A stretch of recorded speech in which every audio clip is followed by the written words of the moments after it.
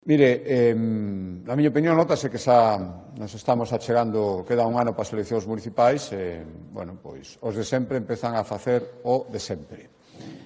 Temos dito moitas veces que o fácil sería que quen tenga as competencias en materia portuaria, que é o Goberno central, se ocupara en exclusiva de que os aeroportos que dependen exclusivamente deles funcionen de xeito axeitado, coordinado, homoxéneo e armonioso en todo o territorio nacional. Como evidentemente non o está facendo, por lo menos non está facendo de xeito exclusivo, e nós non podemos quedarnos cruzados de brazos vendo como baixan os tráficos, pois por iso fixemos esta proposta. A mí me gustaría, ao final é o mesmo partido, o que goberna, polo menos nos concellos dos que están viñendo as críticas, o mesmo partido que goberna na administración da que depende. Xa podían vir un pouco coordinados de casa. Como non é así, pois nós ofrecemos a nosa colaboración con esa proposta de promoción en destino. O fácil sería non facer nada diso, pero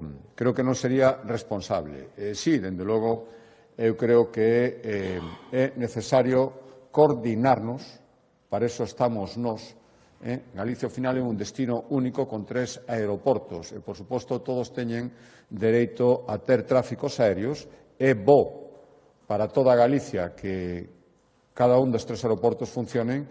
En eso estamos. Eu non vou criticar nunca cando se fan propostas. Pode estar máis ou menos de acordo. O clúster fixo a súa proposta. É unha proposta, dende logo, do clúster.